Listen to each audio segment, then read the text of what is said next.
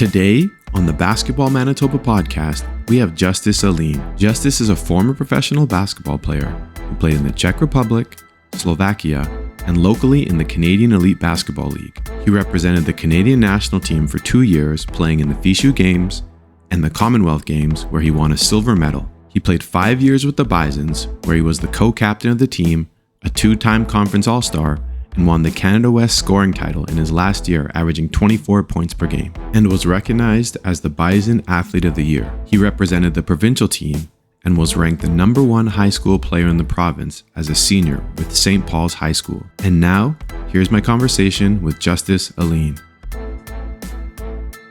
All right, we are recording today on the Basketball Manitoba podcast. We have Justus Alleyn. Justus, man, welcome. Nice to be here, man. How's it going? Hey, it's going. So we were talking before, as I do, obviously before we go live with all the guests, and give you a little rundown, like, hey, what, this is what we're going to talk about, do this, do that, and all that. But it was weird because I don't think the last time I actually saw you, we talked a little bit online, little DMs and stuff like that when you were playing overseas and stuff. But actually before then, I don't remember the last time I actually saw you. And I want to say, last time we saw each other was maybe 5-6 years ago, maybe. I don't know. If you remember something sooner than that? I honestly, I don't know. It's probably been a while. It's been a while. But the funny thing is so I actually remember, we go way back. I don't even know what year this was, but I was coaching provincial team, and this is a U15 team, and I cut you. I wasn't the head coach. But I remember it was with John Lundgren. John Lundgren was the coach. And, we're looking, obviously you're evaluating talent. You have all these people. And people are like, hey, that guy's pretty good. We had never seen you before. And you know how it is in the basketball community. The players who are 15 at the time, like typically people know who they are, right? Like, oh, there's this guy. And so we kind of had in our mind, like, hey, we got to get this guy. And you kind of have an idea of who you want. Yeah. But then, we saw you like, oh shit, we gotta look at this guy. And I remember you were like one of the last guys. And I think we have a group of guys. I don't remember who the coaches were that were like discussing it. And you were one of the last guys. And I want to say that back then it was because maybe we just didn't know who you were. Like we hadn't seen you enough. I don't know. My memory's not that well. But I bring all that up to say that was my first memory of you, period, ever. I don't remember ever seeing you before that point, but I truly remember being at UW and seeing you on the far, like one of the side hoops and like working on a thing. I think I was running that station. That was my first memory of you. So I say all that to ask you, what is your first memory of basketball, and when did you get started? Oh man, my first memory, I would have been super young. Like my mom had me when she was super young. And then when she was actually playing in college in or like Cégep in Montreal when she had me. So even after she had me, she would still be playing and going to courts and stuff like that. So she used to take me to courts. I remember being around basketball since I was a little kid. And then my first memory playing would have been when I was probably 6 or 7. We were living in like Montreal or Ottawa at the time. And I just remember, first game, you got that feeling, you got the jersey, it's like a old reversible jersey, you don't really probably basketball shoes or maybe not even basketball shoes. And I just remember I fell in love with it after the first game. I'm pretty sure I took like a crazy shot first game, probably hit it. And I was like, all right, I'm doing this for a while now. This is it. So your mom introduced you to the game. So it's pretty much because you saw her playing. Obviously she loved the game. So she was like, I'm going to put my son in it. But she was the one, like the first person that kind of showed you the game. Yeah, for sure. Like just that. And it was always on at house. And my mom, she was a bucket, man. Like I think she averaged like 30 points a game in her last year playing ball, man. Like she could get buckets. So she's definitely the reason I'm playing or played basketball, man. It's crazy.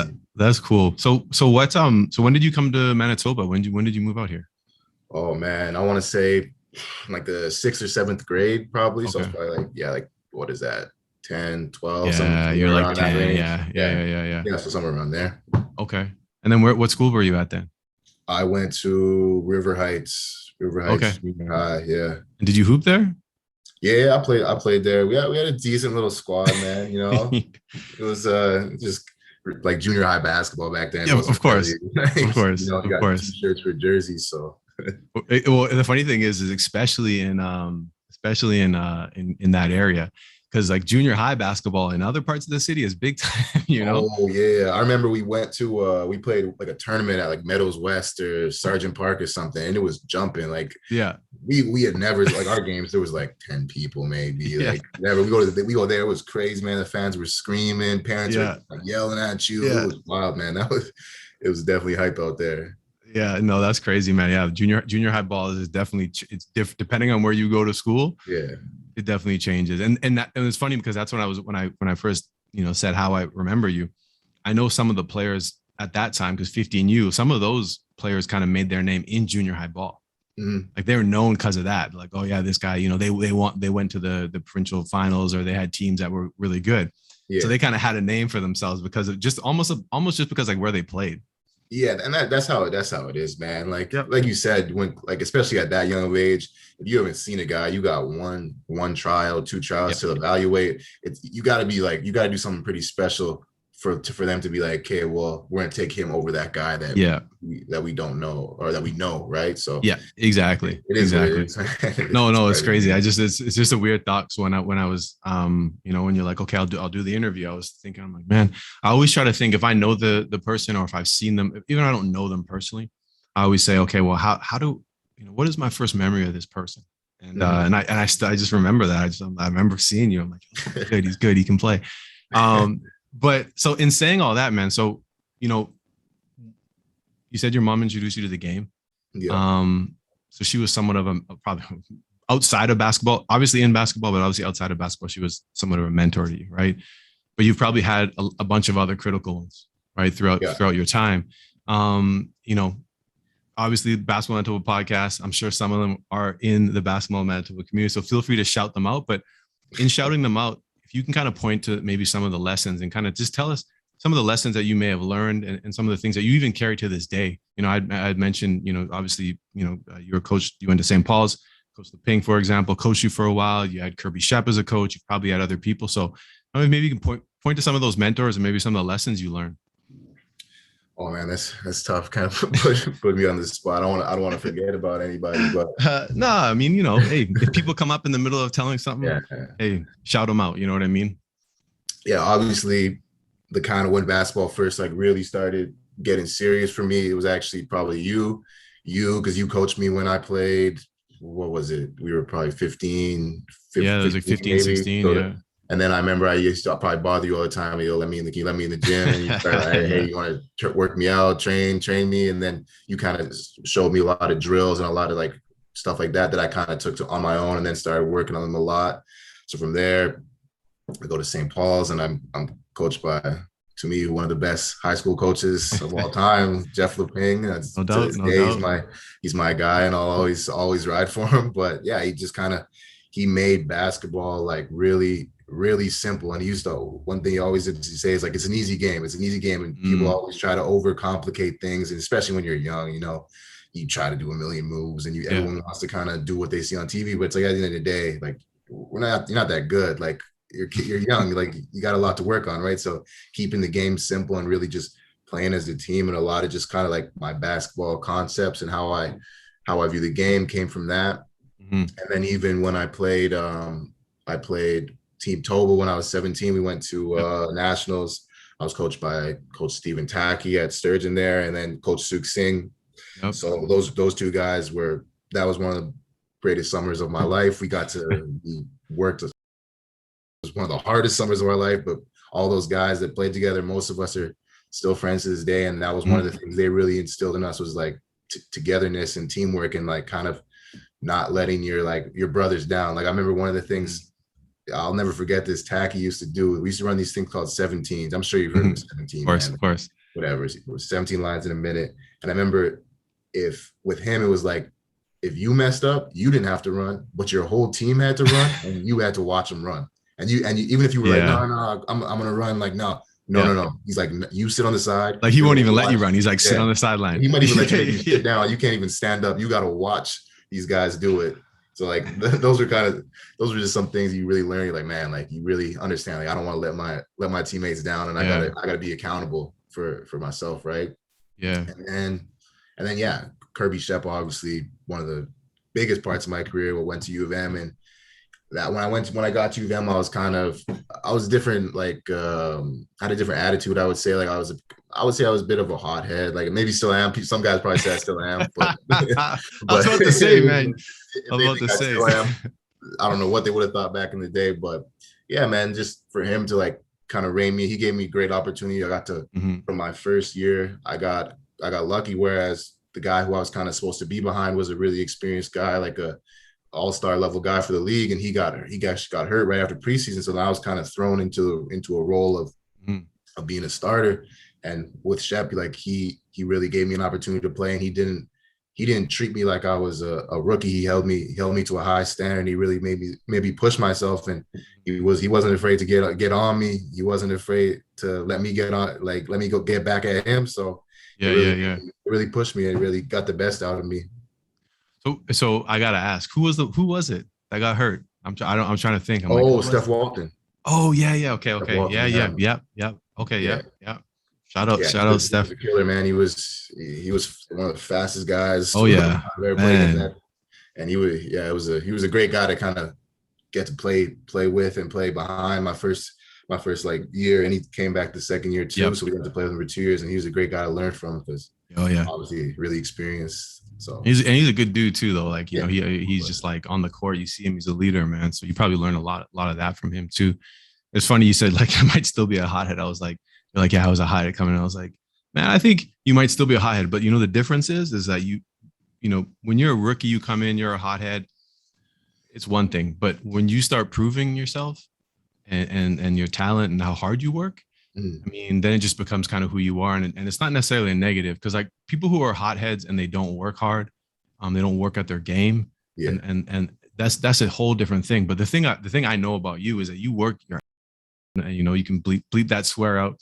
My producer's gonna have to beep that swear out, but for real. And I say that because I remember, and I want you to tell me when this was, but when I coached you, you were and you still were later on. This didn't change, but you had a really nice just pull up game, right? Like you had all this in between game, but you used to bring the ball from like the left side to the right side when you shot. And then at some point, like, I'm watching you, and then at some point you changed your shot. So your release was always nice, but you moved it over. So where you loaded it from and you went straight up. And I bring that up because most people would never do that at the age that you did it at, because there's a fairly drastic change. I would say the results speak, and it was obviously the right thing to do. But I saw you like improve all the time. Like every single year you were getting better. And I know, like I said, like you said, you would ask me all the time. And it was it was the elites program. And it was always like, you would comment no matter what. And I was actually coaching CMU at the time. And I'm pretty sure that you even came out to some of those runs. Like you were always in the gym working on your game. But what I want to ask you though, so who, because I've always wanted to know this, who helped you with that? Or did anyone help you with that? And then how hard was it to adjust at that age to shooting, to kind of changing your shot pocket? Man, I can't even remember, to be honest. Like no, you don't remember who showed you? No, I don't remember, man. Was it you? Was it you or was it somebody?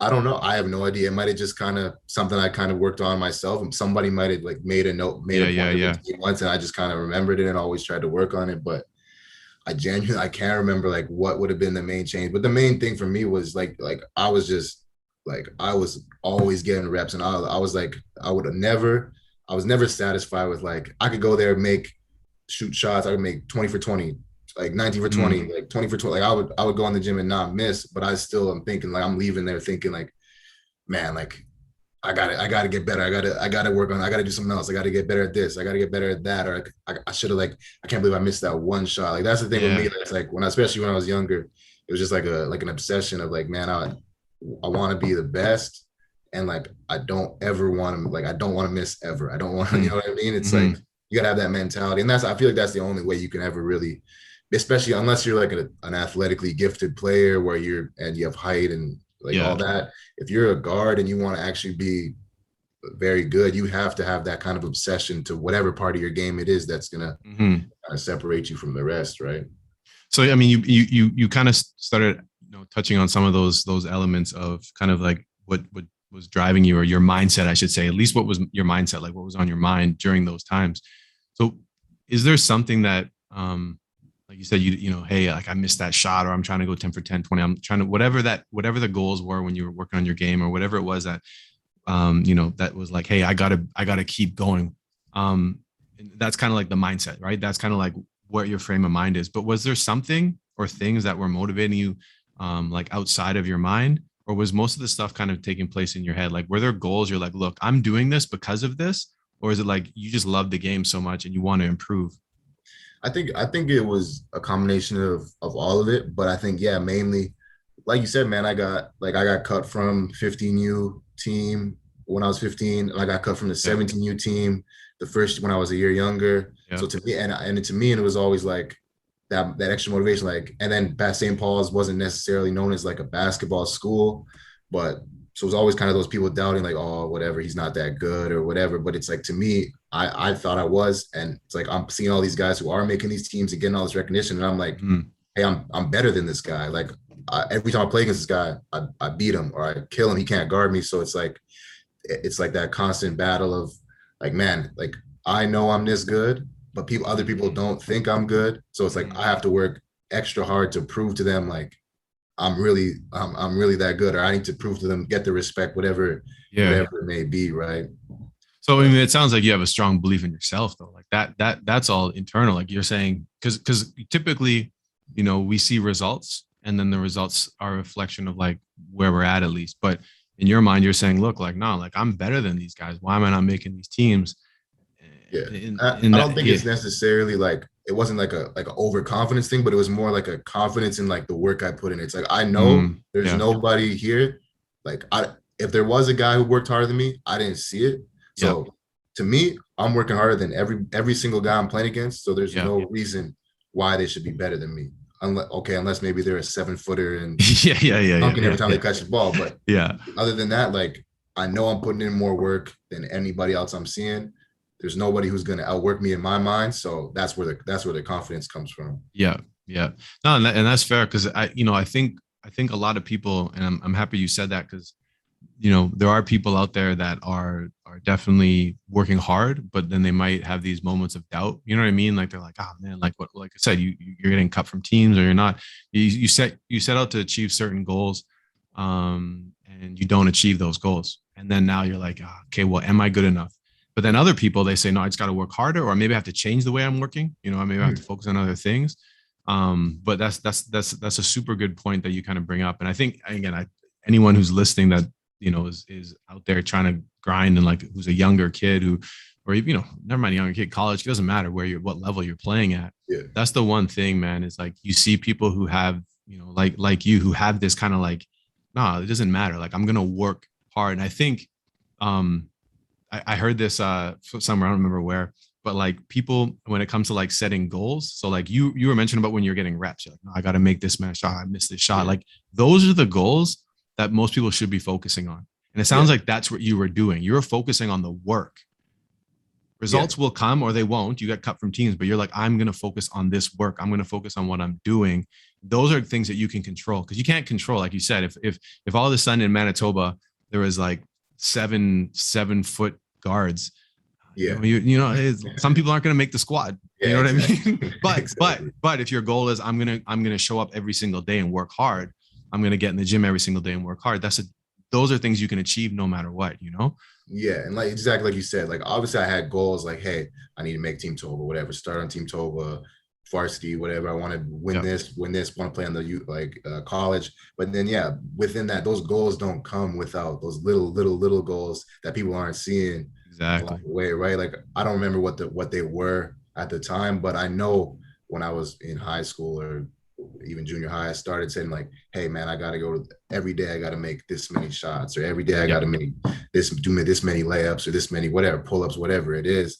And then eventually, like, man, the results show, right? The more you work you put in, you do that for 4 years, 5 years, next thing you know, you're in college and you just got miles ahead of people who maybe are just starting to take it serious at that age, right? Who've kind of coasted along with their natural abilities.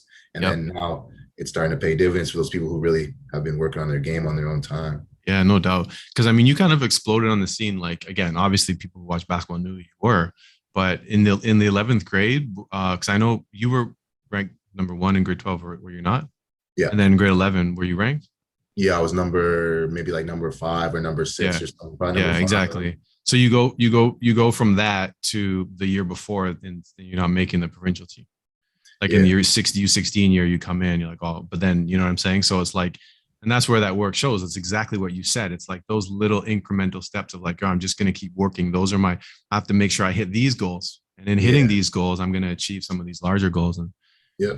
that's so important, man. So then do you remember, actually, so before we go on, I want to I have to say this. So when you brought up U of M and you were talking about being a rookie, so you do a little bit of research, just kind of like I know you for the most part, but I'm still gonna go look and see if there's anything I missed or whatnot.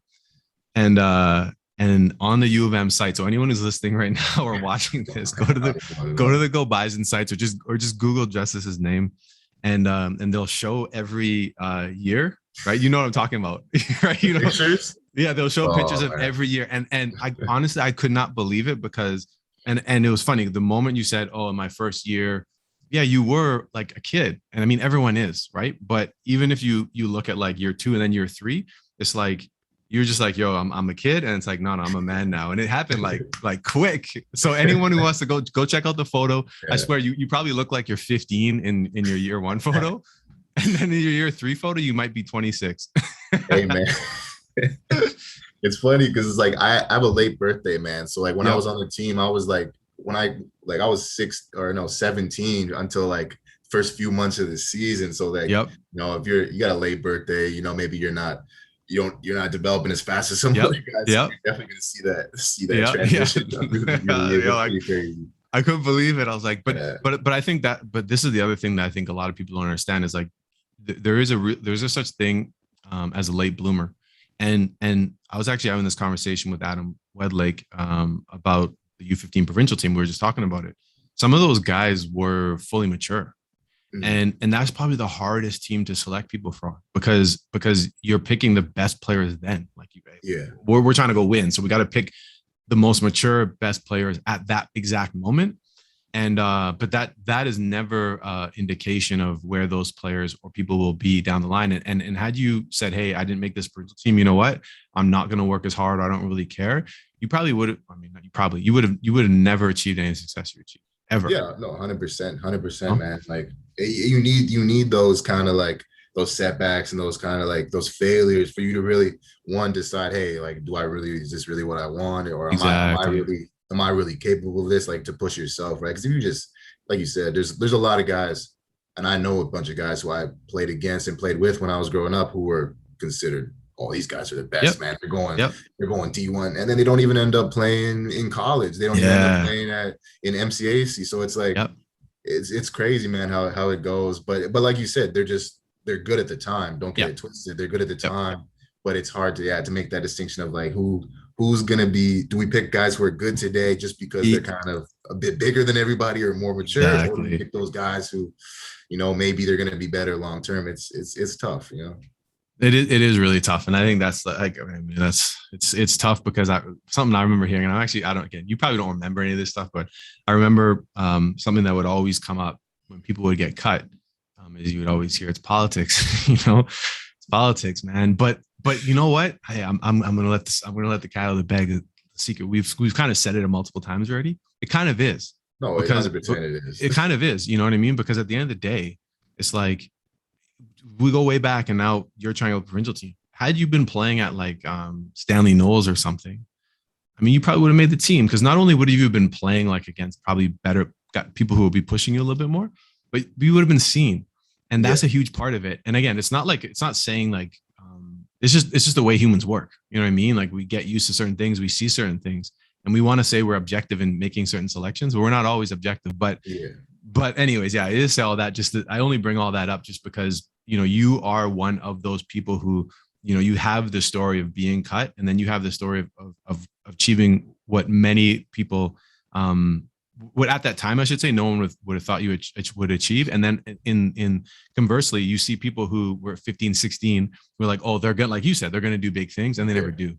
Yeah, And I think just in knowing you, it just comes down to, like you said, that mindset of like, I'm just gonna work hard. It's just always gonna be there. And that doesn't guarantee you anything, no, but it does guarantee that you're gonna be in the best position for you. You know what I mean? exactly. To get I the best think out of yourself, that's all you can do, exa- right? If you give it your all and then it doesn't work out. Now, what can you say? You tried your best. exactly. You Exactly. gave it everything you had. There's no regrets, right? Exactly. Because like I mean, like put this way, like so go look up his resume, his accolades. If you know, if you're listening right now and you're like, I don't know this Justice guy, but he, Justice, you obviously played, you received individual awards at U of M. Your teams were very good. Your stats were very good. You had a very good college career. You had one of the most successful runs, I would say, as an individual, but then combining team success at U of M in a long time, like a long time, like that 5 years that you played were super successful. And then you even went on to you got to wear the Team Canada jersey. Yeah. That's crazy, man. Like, and like, even me, I think about that. I'm like, man, like that must be like, those are proud moments for you. When you think about that, you must get that sense of pride. Oh man, there's no better feeling like it in the world than being able to represent your country and actually play. Because it's like it's obviously a dream you have when you're a kid, but then for you to actually get there to like make the team and then get there wherever the tournament's going to be and be in training camp and then go to the international event wherever it is and actually like play and represent your country, it's insane, man. It's like it's a dream come true, right? Yeah. But at the same time it actually shows you too like what you're like the level you're at and what you're capable of, especially when I think a lot of times Manitoba doesn't necessarily get respect. Yep. For basketball, especially. Maybe it does more now, but when I was coming up, it was kind of a bit different. But yeah, then you go, then you're playing against these guys who everyone you hearing about all year. Oh, they play at Carleton, they play at Ryerson, they play at all these random OUA schools or whatever, UBC, and then you're there and you're like, hey, I'm on the same level as all these guys. Like I'm better than some of these, you know what I mean? So it's like it gives you that confidence. And then so I played for Team Canada 2 years. I played right after my 4th year.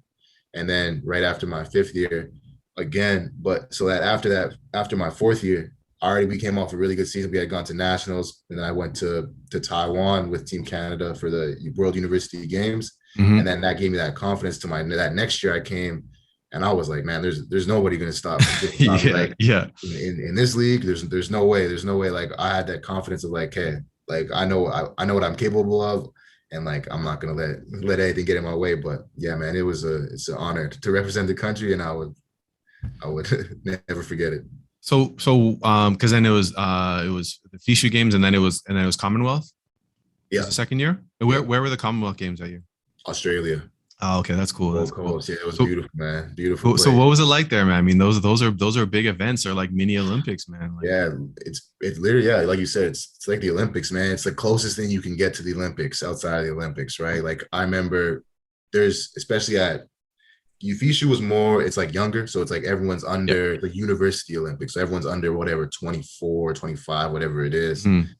But you're on a big village, like it's like the Olympics. You see people all day, like you see all the teams. It's like you got to wear the pass. It's crazy. But then Commonwealth games was a little bit different because there's no age limit on that. Like Canada, we sent like a younger team, like an under 25 team. But all the other countries for every sport were sending their top guys for whatever. So you're seeing, like I remember watching the Olympics this last year, and I'm seeing people that I saw in Australia at Commonwealth games, like especially the track athletes, like like that guy who won the decathlon or whatever, the Canadian guy, he was out there with us. I remember Usain Bolt was out. He wasn't competing, but he was out at Commonwealth. He's one of like the torch guys, whatever. So like I remember being there and you're seeing like people you've kind of seen on TV and these kind of athletes that you're like you've kind of like looked up to before, and it's a pretty crazy experience, man.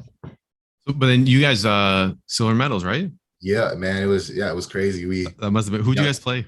In the finals? We played Australia, and man, I'm not gonna lie, they killed us. But they were good, man. They were all like, they had like 8 guys with Olympic experience. Yeah. They were a really good squad. They were a lot older than us. They played together for years. But for us, man, getting the medal was that's all we came there for, right? Like we had a crazy game in the semifinals against New Zealand.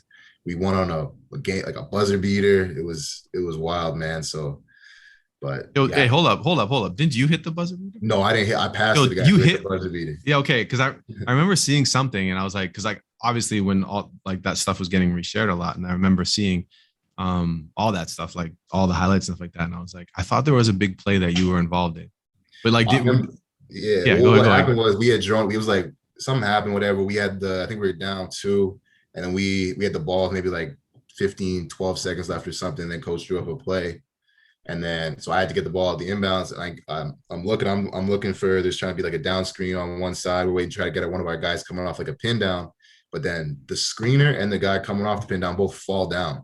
So they're both on the ground. So I'm looking and I'm like, oh man, what? Like 5 seconds left. I just look to my right and I see my one of my teammates. He's like calling for the ball. I'm like, I pass him the ball. He like catches. He kind of falls down almost himself. Then he like gets his balance, takes the pull up, and he once goes off glass. And the buzzer went off, and it was crazy, man. It was That's insane. crazy. We ran down the other way. It was a pile up. Yeah, because I remember you were seeing, yeah, like you and like you were going crazy. Yeah, I remember that. That must be one of like one of your more prouder basketball moments. Period. No.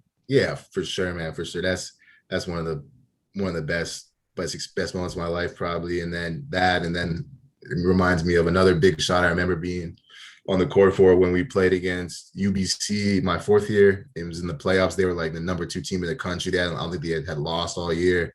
And we went in there in the playoffs and we swept them. But I think it was the second game to like to ice them. My boy AJ Bassey hit a crazy I remember that. pull-up three. I remember that. To win the game. And I remember that. Like, yeah, those are the moments you'll never forget, man. Those are the shots that, like, especially on the road, they just suck the air out the gym. Like, yeah, the whole gym goes quiet. I remember that. Shout out AJ, man. Yeah, AJ, if you're listening, man. Shout out AJ. AJ's playing in the UK right now, if I'm not mistaken. Yeah, I think he just again, I don't know when this episode is gonna air, but when I did just see on social that his team had a huge comeback or something, like came back from like 21 points or some stuff, and he had a big game. So yeah, he's a bucket, man. He is definitely a bucket, man. Shout out to another guy who worked his. Yep. Right there. Shout out to another guy. So now, obviously, like I said, you played at U of M, you represented Canada in different games. You actually went up to play pro, and this is kind of where I think a lot of people, both players that want to play pro, as well as people who are following Manitoba basketball, they kind of lose track. Now, Basketball Manitoba do a great job of making sure anytime anything gets documented or shared on social, they reshare it. So like obviously, people see things, but when you're not there, time differences, even sometimes like people who play pro, like you can watch games, but you can't even, like, you're sleeping when they're on. There's all these crazy things. But one thing that I really, really, really want to hear your story is, how do you even get out there? Like, how do you get connected with an agent? Do they reach out to you? You reach out to them? Are you just doing this by yourself? Like, give us the story. Like, how did that happen for you? Yeah, for me personally, it wasn't as I know some other guys who've had some pretty crazy experiences with the agents and all that, because it's a pretty complicated business, man. Like, you're kind of putting your trust in somebody you've never met, usually, if you're getting it, because a lot of guys get European agents. Obviously, there's a few Canadian agents, but there's not too many. So for me, I was kind of blessed where I had a really good last couple of years. So I was my name had kind of been out there on the international scene a little bit. So I had a decent amount of agents kind of reaching out to me and kind of but they'll promise you the world, man. They're going to tell you whatever they got to tell you to get you to sign with their agency. But I was lucky, whereas I had some guys like AJ and Keith and even like Jared, who had played, who had kind of gone pro before. So I had that guidance of kind of what to look out for, things to kind of, just be aware of. So I was lucky having that. But yeah, eventually I found an agent. He was from Spain. There's a newer agency. So I just kind of felt the most comfortable with them. And they seemed like they were the most kind of genuine people. They weren't really promising me anything. Yeah. They were trying to sell me on a dream. So signed with them. And then from there, it was kind of just a few weeks later, he starts giving me some calls, talking about he's got some teams here, and you'll get offers, it's kind of up to you, right? Like, they don't, because it's kind of tough, because you don't know, like, if I turn down this offer, is another offer going to come? Or you don't really know, especially when you first start out, what am I worth? Like, what's my, like how much should I be getting paid, or what should I be looking for in these contracts? And you don't really know too much about the leagues or the level or whatever it is, right? So you kind of got to put a lot of trust in that, man. And then next thing you know, you're on a flight. You're headed out to somewhere you've never been before. Man. It's pretty. So I want to rewind a little bit. So trust me, I have some questions about playing pro and whatnot. But what's like? So in your case, you said you found the agency, but like, are you on the internet? Did they find, like, these are people who are offering you? So they found you in this case. Yeah, they find you on all over. They lot some of them will get your number from your coach. Like I know probably Kirby gets I was gonna say, and then he kind of maybe gives them our number or whatever, or they reach out to you through social media, Instagram, Twitter, Facebook, whatever it is, right? So that's kind of how they do it, huh? Yeah. Okay, that's interesting. Yeah, and that's always the thing. I think people, because it's changed and it's continuing to change, and but like you said, like, you can't just trust anyone, man. These people out here and they're like, oh yeah, we got you. Hey, they're offering you this much, but then this guy's taking like 30%. He's like lying to you, like, or more, like. And I always say it for any like young player who's thinking about going overseas, like, just be super careful with that stuff. Like, there's a lot of kind of scams out there. There's like a lot of agents who will kind of say, or whatever, even though like, hey, we're running this camp out here. We want you to, you got to pay us to come out here. And then we're going to get, like, anytime any team or agent or anything's trying to get you to pay money for upfront for anything, or even pay any money out of your pocket, don't do it, man. Like, it's not worth it. I know a lot of guys who've kind of gotten screwed over with stuff like that. So it's all about just, if you're at that point in your career and you're looking to make that jump, just make sure you maybe talk to somebody who has kind of gone through it, or at least know that the agent, or talk to other players that the agent represents and kind of get a gauge from them to figure out, like, hey, what's the situation? Because that's the thing overseas. A lot of players talk, and guys will reach out to you and they'll say, hey man, like, I saw you play on this team, or I saw you represented by this agent. Like, hey, can you tell me the real, like, what's really going on out here? Like, what's it really like? Because obviously they're going to they just want you to get over there, whatever it is, right? Of course. So what memories, or what stands out the most about your first year playing? So like your first year, where'd you play your first year? Czech Republic. In the Czech Republic. So what stands out, like, from anything? This is just more like, hey, was it like culture shock? Was it was it a language thing? Was it food? Whatever, man. Tell me, just what are the first things that kind of come to mind about your first year that you remember being like, what's going on? This is how it is? Man, just honestly, man, it's just everything. Like, it's just it's a different world, man. Like, you go over there, Eastern Europe, like, it's a different world. Like, not to say it's bad out there. Like, it's nice country, especially Czech Republic, Prague. It's a great city. But you just go out there, man, and it's like everything you're kind of used to. Like you said, food, like just where you are, obviously the language, like everything's different to you. So you got to kind of adapt to everything. I remember just like the workouts they would have us doing were just like so crazy, man. I've never even like seen the workouts before. And then like where they're getting us, like, we're doing like 3 a days. They got us going to like mountains. We're running up mountains and just like all kinds of stuff. And they're feeding us food, and it's like you don't even know what it is, and someone's trying to explain it to you, but like they can't really speak English well either. So you're like, man, like, I don't even know like what we're eating.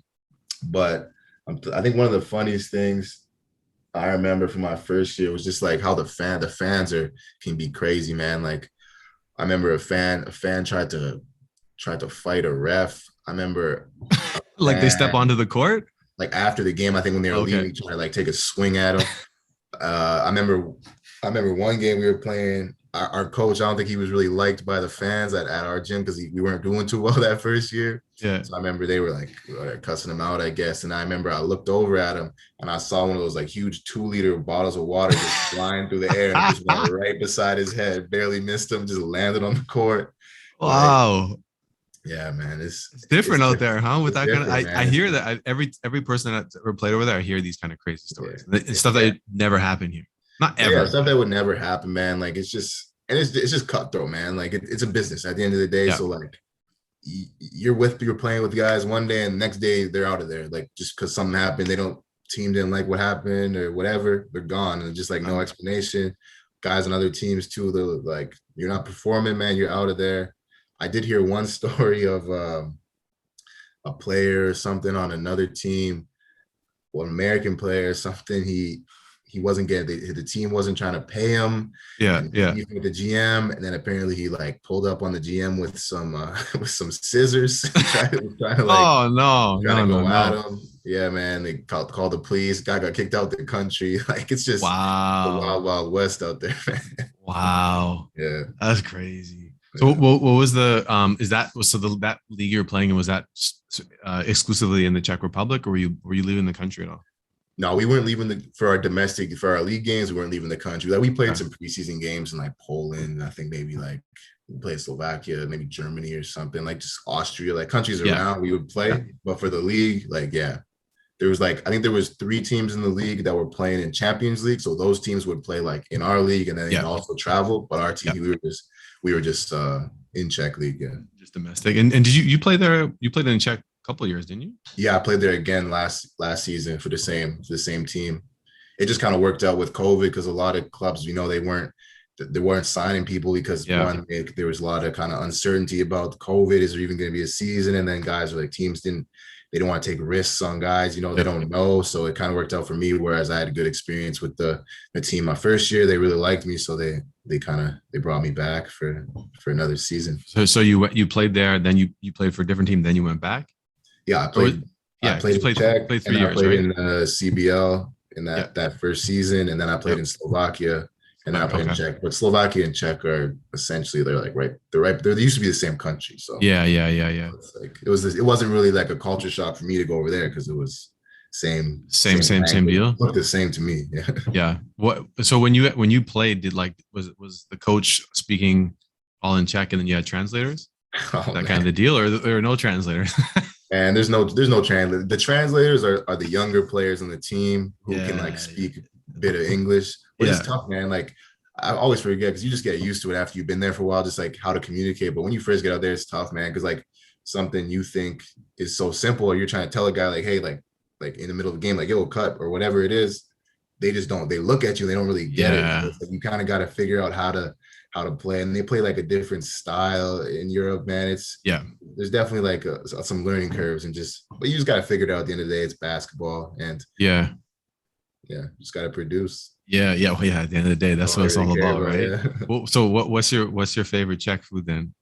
Favorite Czech Was food. there something that you liked? You're like, oh, actually, this is pretty good. I never had this Oh before. man, my Czech homies are gonna, if they see this, they're gonna be mad. I can't even think of anything, Like man. a snack or something, like a chip or that they had. Like, oh, they don't have this. They don't have this back home. Oh man, Nothing. I But don't you even think? know, man. There was nothing like specific that, because honestly, I was just eating like the same kind. I would eat kind of like the same stuff I would back home, but it would just be like off-brand like names, like Yeah, yeah, yeah, I yeah, wasn't yeah. really. I was kind of trying to stay away from the like the delicacies, because Yeah, a yeah, lot I of hear their you. I stuff would hear be you. like I don't know. There was like pork liver. Like they gave us Yeah, like pork liver soup once, and I was like, nah, man, not gonna be able to do it. I don't think I can do this. But one thing they are really good out there is like pastries and like coffee. That's Oh, okay. anything like all there's bakeries everywhere, there's coffee shops everywhere. Yeah, yeah, yeah, yeah. But I'm always interested in that because you talk to people and they say all sorts of different things yeah, about just what they experience, and again, it varies from what country you go to, right? Because like every country is so different. I mean, obviously, I would say every region is so different, yeah. but yeah, it's always good to hear. Now, again, so I gotta ask, man. So like the pandemic happened, you played that last year. Do you think the pandemic has had an influence on you saying, you know what, I'm done. Like I don't want to play overseas as much. Like I'll play, in the CBL, but maybe you want to just be closer to family and friends because that year was kind of chaotic, or was this just a choice that had nothing to do with that? I don't know. It wasn't necessarily like a huge factor. It maybe might have helped the situation. But yeah, man, it was a weird season. Like we were pretty much on lockdown the whole year. We couldn't do anything except be in the apartments or be Yeah, in the gym, and we were getting tested like twice a week, and that thing shoved that's what up I'm our saying. nose. So it definitely, I'm sure it helped the decision. But for me, yeah, man, it just came down to like I wanted to be closer to friends and family and Mhm. back home, and just we kind of talked about before, man. Like going overseas, it's a great experience, and anyone who wants to pursue that, I think they should. But like it's not easy on your mental, man. It's Yeah. you're there by yourself essentially for like 10 months. Yeah, you can talk to people back home, but it's like the time difference is crazy, man. Like it's Yeah. 8 hours Yep. even, and then so it's like even when you are trying to talk to people, it's like you're at completely different points in your day. Yeah. And when you're out there, man, like sometimes you can get lucky depending on the place, and maybe you have a lot of teammates who can speak English, but there's a lot of places where either the teammates don't speak English or they don't necessarily like want to associate with the imports. So you kind of Yeah. just like, you're on your own, or maybe you obviously have other like American guys on the team. So you Yeah. kind of just like you're kind of like there with just like little group of guys, and that's all you can really like. It's all you can really do, man. Yeah. Yeah. Yeah. Yeah. It's different. I was talking to I interviewed Dan Becker, and Dan, he did all that back when you had to do like collect phone calls. I don't Yeah, know I don't how know he how he did did it. that. It's I don't crazy. know how he did that, man.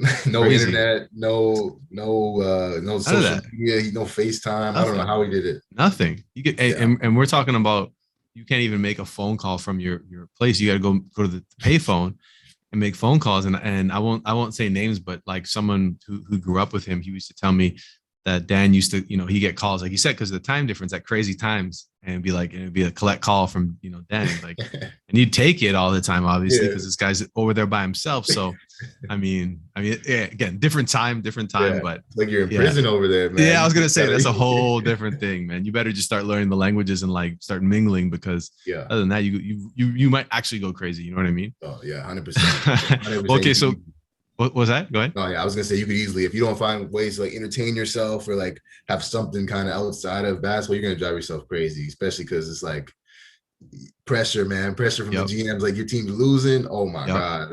Like people don't, it's different in college when you're high school and you're losing. It's like, oh, you know what, we're gonna work and we're gonna get Yeah. better. There, it's like we're paying you to be here and we're not Yeah. winning. No, we need to win now. Yeah. Completely different. Completely Yeah. different. It's the pros. It's the Yeah. pros, and there's no guaranteed contracts in those situations. Exactly. Like, you're not good, you're cut.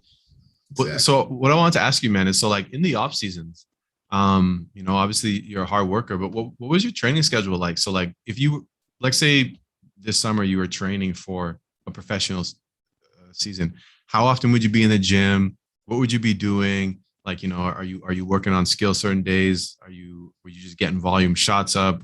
Are you, working on your body? Like what would a typical like week or day within the week look like? Yeah, I don't know. Usually it kind of just depended on like different off seasons were maybe a bit different than others, just because like the older you get, the more you kind of understand like, hey, like rest is important. Rest is Yep. very important, and like you said, taking care of your body.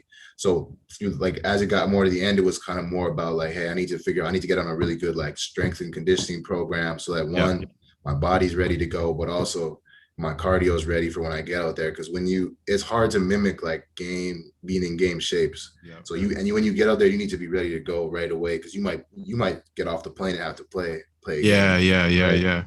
But I would say that typically it was a combination of like individual skill work, whether that was like by myself with one of my boys who plays. We would usually go sometimes at St. Paul's. Jeff would get us in the gym or what other gyms around the city to get a lot of shots up, a lot of reps. And then usually he'd get a workout in the afternoon. I was working out at Strive for a few summers while I was playing overseas. So they were really good in kind of helping us with those little things that we didn't even think about, right? Just kind of like reaction and just like how your body's moving. Yeah.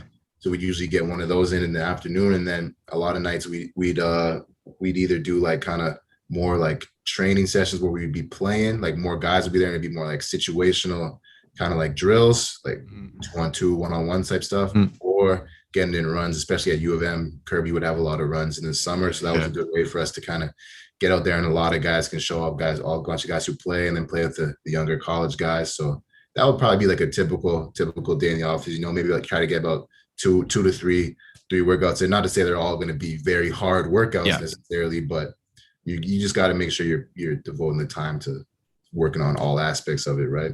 So you would say like you would be actually in, like you were doing some form of training, whether it be on the court or off the court, like twice a day? And I would say twice a day, probably for sure. I was getting in at least a weight room session, and then shoot either just shooting or skill work or playing or whatever it might be. Yeah.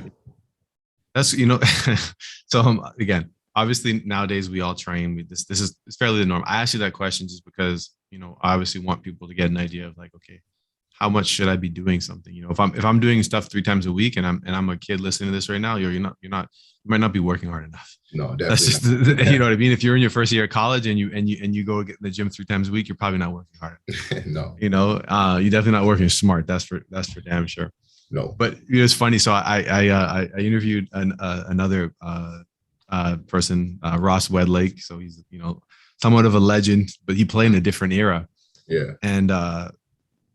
And you hear this about like Larry Bird and stuff too. Like this guy, like, yeah, it's the off season. Like I don't do anything. Like I'm resting. Like I'm not playing. And then the first time they play is like in training camp. Yeah, they don't do anything. They're not lifting weights. Like I don't do. What are we talking about? I'm gonna lift weights. I'm not gonna shoot. I might shoot my back, just casually. Yeah. But they don't. And now it's like we understand that like if I work hard, I'm gonna be better prepared, right? And I don't know. You're like, yeah, two a days, and for some reason his interview popped in my mind. It's like the times have changed so much with regards to what you need to do to keep up. You know what I mean? So it's crazy. It's crazy what especially like the access to training now. It's so much different, man. Like I'm seeing kids training, like doing like strength conditioning work at all these gyms in the city, and even with Bison, Manitoba, and there's like a lot of programs for it. But when I was like that young, you would play your high school season, and then you play club but it was like club wasn't going all year. It's maybe like 2-3 months, maybe one practice a week for So it was kind of like on you to do that. And I remember even in high school, like I'm seeing high school kids like I said, working out like crazy now. I was talking to Malik about this maybe a while back. And we're like, man, we didn't even.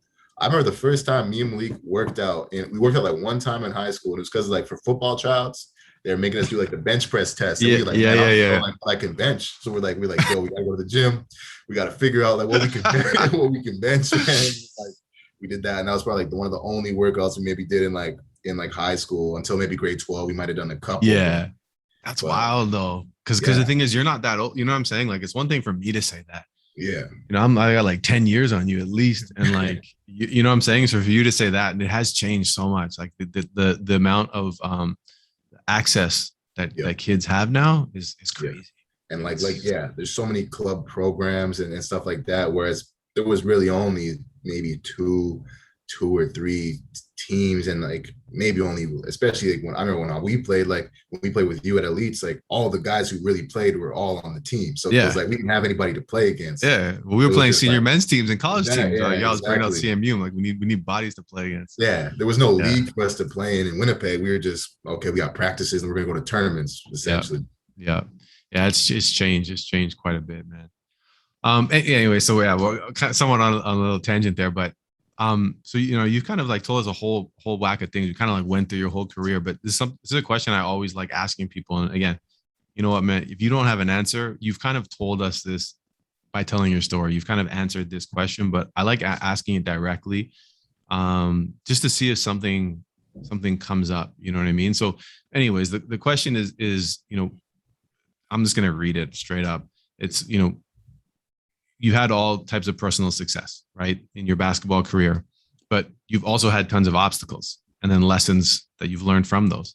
So I'm curious, what's one of the biggest obstacles you faced in your basketball career, and what did it teach you about yourself? Take your time, man. I know it's kind of it's a question. You're like, man, it's like a job interview. I'm like, I can't think of stuff off the top. So I understand, but kind of what are some things, whether it was that provincial team thing, whether it was maybe some of the, you lost a big game in high school, any of those moments, maybe it was something small. I don't know. Yeah.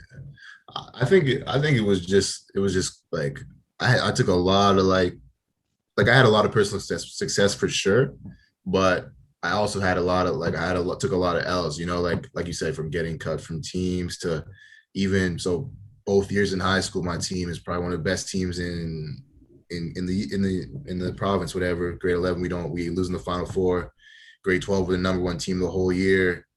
Then we lose in the first round of provincials to Sisler, who had a crazy run. But obviously, my boy Malik was towards ACL, and shout out. No offense to any of my St. Paul's teammates, but the team was pretty reliant on me and him. Yeah. But so I don't know. Just I think the biggest obstacle is just yeah, keeping taking these L's. And even in college, like my first 2 years at U of M, like we weren't a good team. Like we lost a lot of games, and it was a lot of like, I remember, I think AJ and Malik and Andre and Brett, they might remember this, but there was a month when in our first or second year, like we lost like every game, man. Like we lost like 10, 8, 9 games in a month. And I remember we were like, man, like we were talking about, man, we really want to play here. Like whatever, like our team, we suck, blah, blah, blah. And then just being able to go from that, like taking L's, is to like, nah, man, like keep working, trust the process. And from there, like you obviously saw what happened. Like our team, we kept trusting the process, we kept working, especially as younger guys, because we kind of all played together for that like 4 years, and we just had that idea of like, nah, like we're gonna be there, we're gonna be there at that top, we're gonna be successful, and just keeping grinding and keeping like sticking, trusting the process and sticking with it, and not getting like demoralized or saying, oh, you know what, whatever, maybe we're not those guys, and just sticking with it. Like I think that was the biggest obstacle, man. Just not seeing a lot of like success at a young age, to be able to, because a lot of people, man, you don't see a lot of success, you're just gonna kind of fizzle out, maybe stop working as hard, be like, whatever, I'm still playing, but I don't really need to work that hard, like whatever. I'm not gonna win like the championship or something, right? But gotta hold yourself to a high standard.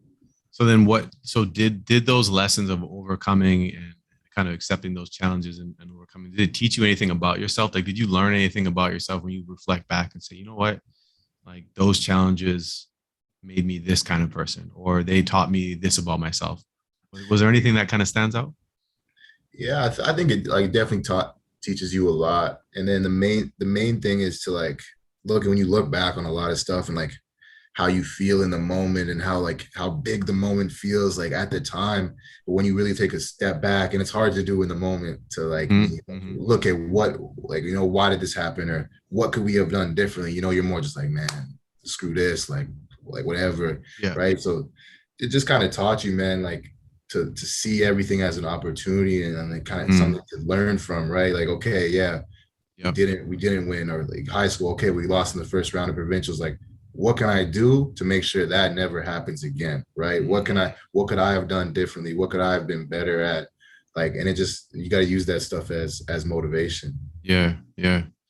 And it sounds like that. I mean, if you didn't know it already, it showed you that you accept challenges, you embrace challenges. That's, of course, man. I mean, that's kind of like your whole story. If we recap kind of our conversation, it's been about taking challenges and opportunities, and just maximizing your opportunity and taking that challenge, like you said, learning something from it. Yeah, exactly. It's hey, you got the sign in the back right there, man. Opportunities. There it is. Look at that. Look at that. That's it right there. That's that whole it says you'll always miss 100% of the shots you don't take. That's that, and I love that saying so much, because I mean you said it in so many words earlier on. I forget what we were talking about, but it's just like, if you don't, I mean, at the end of the day, you got to put yourself out there. You got to try. Yeah. You don't try, it's like, you're going to fail. I mean, it's not that you're going to fail, but you're not going to get that goal, because you might as well just wipe it off the board, right? Yeah, you might as well not even try. Exactly. But the reason why I love that so much is because basketball is a game of taking shots, literally taking shots, right? Like the team usually that shoots more typically wins the game. But it's just so applicable to basketball and life, right? Because you hear people saying that are kind of scared to fail, but you hear this advice from people who are very successful. It's like, no, you should be trying to fail.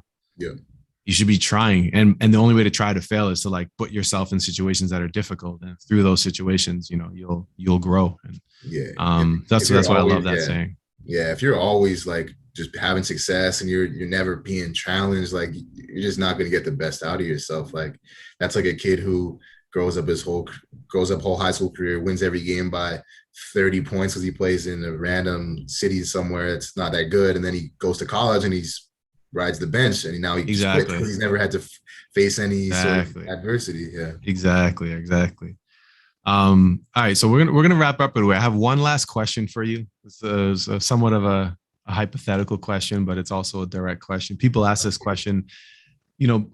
I've asked this question before, and before it was always like the question in such a cliche question, so I stopped asking it this way. But it was like, what would you tell your younger self type thing? But that's not the question. The question is actually if you could give a message to every basketball player who loves the game and they want to get better, and they're, the young basketball player that's out there and like 15-year-olds, 16, 17, it doesn't really matter, college basketball player, that, they want to play pro, they want to play college, they want to make their high school team, they, whatever, all those things that you were able to do, and you could give them that message. What would be the message? I would say you're going to get out of it what you're going to put in. So it's tough now. There's like social media and everything. It's really popular. A lot of guys kind of make it seem like they're doing a lot more than they're really doing. Mm-hmm. I think for guys, it's like, hey, man, like, don't worry about what other people are posting or doing like that. As long as you're really getting in here and getting in your work. And that doesn't mean like, hey, I'm just going to the gym and I'm shooting around. Like, no, like you really need to really put in work and figure out what that means for you, right? Reach out to people who played, who are better than you, right? Who can give you some sort of knowledge. Maybe even like I have no problem if a player were to reach out to me and say, hey man, like whatever, I want to work on my game. Do you want to can you like work? Can we train, or can you give me like a workout or give me some drills I could do? Like I would love to help you out, man. And then just from there, work your ass off, man. Like nobody's going to give anything to you. Like this is Winnipeg, man. We're not a basketball powerhouse. They're not handing out D1 scholarships to you just because you're one of the best players in the city. Like everything you want, man, you're going to have to go out and get it. So just take advantage of every opportunity. And like, that's really all it is. Like, that's the main thing. Everything about success is just about taking advantage of your opportunities and trusting that the work you put in to get you up to that point is going to be enough to make the most of the opportunity. Right. That's wonderfully said. I think we'll kind of leave it at that. But before we go, something that I just remembered, I'm curious if you remember it. So do you remember we went down to that tournament in Minneapolis? We played Diamond Stone's team. Yeah, I do. You remember that? Yeah, I do, man. That guy was huge. That guy was huge. So anyone who doesn't know, look up Diamond Stone. Like at the time, like he got drafted, but he didn't make the league. He was a second round pick, I think. I might have played against him overseas, man. I think I played against him, yeah. Or I played like he was in the same, like, I don't know. But I saw him overseas, I think. And so but at the time, his dad was coaching the squad. I remember this. I don't know why this just came into my mind, because you're like talking about like working hard, and all of a sudden I was like, so I remember, obviously we go down there, and man was like probably like 6'9", 6'10" already. He was like 15. Dad was a coach, and there was no shot clock, and so all they would do was just dribble around until he would maybe come up and set a screen, and eventually he'd get open, they'd throw it up to him, and he would just get a bucket. But again, I have no idea what Diamond Stone did or did not do. I have no idea, but just on the point of like, again, just kind of reiterating everything we've talked about, that at the time, young man had all the ability in the world. Like he was a top pick. Like he was, even after high school, you know what I mean? I think he went to a pretty good school as well. But it didn't work out for him. And again, I'm not saying that's because he didn't work hard. I have no idea. But sometimes that just happens. Sometimes you don't get to do all the things you could do. But the one thing is, and again, if I was interviewing Diamond Stone right now, and the one thing that you would not want to hear from him was that he didn't work hard enough. And I've interviewed people and talked to people who have shown regret, and that's not what I'm getting from you. There's been no regret with regards to like how hard you've worked and the work you've done. Not a lick of it. And again, obviously, we may have regret in other parts of our lives, but when it comes to just working hard in basketball, and someone who's accountable and puts it all out there, there's no regret there with you. And yeah, man, I just kind of want to, I don't know why this kind of just came full circle. I want to end on that, man. I appreciate you. I want to ask you one more question before we sign off. So you had mentioned like you're done playing overseas. You did mention maybe you would be open to playing the CEBL still, or are you kind of just hanging them up? Yeah, man. Like I said, there's no kind of pressure for me to whether I play or I don't play. Like I'm involved in the game a lot. I play for fun. I'm doing a lot of coaching with attack, so I'm still kind of involved in the game. But as for playing, hey, if it happens, it happens. But I'm not necessarily chasing it, right? I have a really good opportunity right now. The job I'm at Investors Group is kind of the field I studied.